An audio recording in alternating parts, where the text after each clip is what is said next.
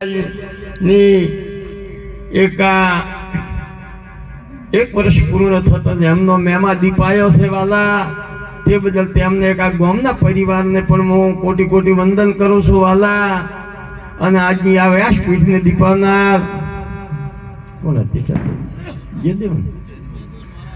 એવા આજના અધિષ્ઠાન પદે એવા ચેખલા નિવાસી એવા જયદેવન મહારાજની એક આ સત્ર છાયામાં એક આ જ્ઞાન ગંગા વહાઈ, તે બદલ પણ કોટી કોટી વંદન છે વાલા. અને એવા આજના પરમ પૂજ્ય એવા સંત શિરોમણી એવા બ્રહ્મનિષ્ઠ બ્રહ્મસૂત્રીય એવા વાયડ નિવાસી નારાયણ મહારાજ, એવા પરમ વંદનીય ભેમદારામ મહારાજ, એવા પરમ વંદનીય અમારે વારા નિવાસી સમરદા મહારાજ, એવા પરમ વંદનીય ચેખલા નિવાસી એવા જોરારામ સાહેબ, અને એવી આજની વ્યાસપીઠને દીપાવનાર સમગ્ર સદગુરુ આચાર્ય ભગવંતો અને એક આજની આ ધર્મ સભા મધ્ય પધારેલા છો જિજ્ઞાસુ મુમુક્ષ આત્મ સ્વરૂપ એવા ઘટો ઘટના વાસી એવા પરમ કૃપાળુ પરમાત્મા એવા સચ્ચિદાનંદ સ્વરૂપ લાખો જીવનના તારણહાર નોધારના ઓધાર એવા ગરીબોના બેલી એવા પૂર્ણ ભર્મ પરમાત્માને કા દાસના જય ગુરુ મહારાજ.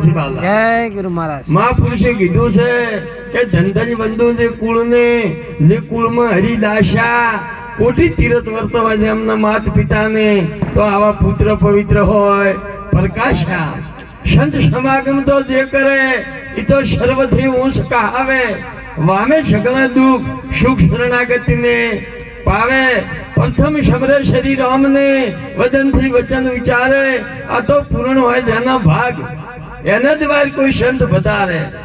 આ રામ નામની ખોજ છે સંત સાથે મહાભારી, જ્યાં જ્યાં સંત મુકમ કરે અસત્ય કરે ફુવારી, અધર્મ કા ઉત્થાપન કરે બાપા, અને ધર્મ નું થાપે થાપન. સંત ફરે મલકની માય પણ અભયપદ તો કોઈક સંત જ આપે. અભયપદ કોને કહેવાય કે ભેદ ભ્રાંતિને ભય હોય, એ ભક્તિ કજી ન હોય. ભક્તિ ભીતરની ભૂમિકા છે, ભક્તિ અંતર્મુખ છે, ભક્તિ મન કર્મ ને વચનની છે. તારે મહાપુરુષે કીધું છે કે વસને વજા વિશ્વથી ન્યારા, પૂજના થઈને દેવો રામકૃષ્ણ જેવા લોચા જગતમાં આ પૂર્ણી દાખલો લેવો. ભૈરે જોવો જેહમાં વસન એક દીવો યાની સતમત થઈને સેવો.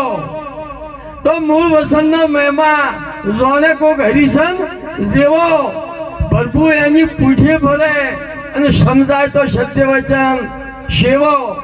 તો આ વચન કેવું છે કે કોણ વચન કા મુખ છે, કોણ વચન કી વાક, કોણ વચન કા રૂપ છે, અને કોણ વચન નો દેહ છે વાલા. તો મહાપુરુષે કીધું છે કે અમી વચન કા મુખ છે, સુરત વચન કી વાક, આ જ્ઞાન વચન નું રૂપ છે, અને સત્ય વચન નો દેહ છે વાલા. એટલે આ ભક્તિ વસનની વરમાળા છે.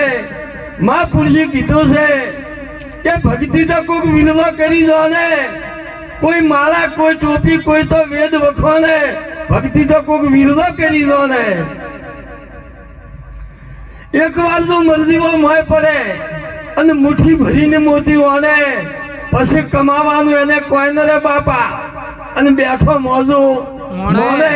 આ તો ભક્તિ કોઈક વિનવો કરી દો ને. આ તો હિરણ જેને હાથ મોજ્યા એને ખોટ ના હોય ખજાને, લક્ષાધિપતિ હરખેવો રે પેલો નુગડો નામને શું જાણે. આ તો ભક્તિ કોઈક વિનવો કરી દો ને. જાદમાં તો માલ ભર્યો અને શેઠ ચડ્યો છે ઓને, નાવિક ઉપર વસવા નથી અને પોચી હાચી ના જોને. ભક્તિ કોઈક વિનવો કરી દો ને.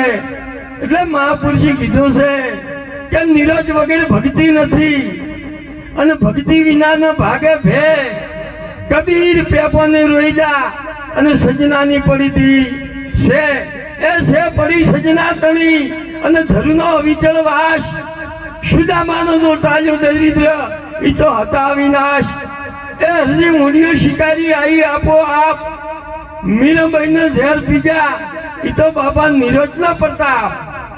તો નીરજ વિહાર્યા તા પાઘડી શ્રી રામચંદ્ર ભગવાન, સીતા ગુમાયા તા શહેરમાં પછી નતીરી શુદ્ધ કે શોન એ નરઈ શુદ્ધ કે શોન રાવણ રણમાં રોલ્યો અને બ્રહ્મકુળનો કરી નાશ અને ગઢ લંકા તોડ્યો માટે હે હલ્દી વન નિરોચે ઘણા નરજાસી હારી માટે કહું છું સુનજો સૌ સંતો આ તો બાપા નીરજની બલહારી તો નીરજ કને કહેવાય ઉપાજી હોય એ નીરજ હોય ન હોય નીરજ અર્થ છે નિર્વર્તી અને પૂર્ણ પદ હોય નિરાશ જો હૃદય હૃદય ઉતરે તો ટળે અવરની આશ એ ટળે અવરની આશ તૃષ્ણા દાય સબ તૂટી નીરજ નામે જો લાગે ને તો પછી હૃદયથી અવિતા જાય છે ફૂટી એટલે મહાપુરુષો જે ઘણા છે પણ આ મહાપુરુષો હજીઓ લઈને આવ્યા છે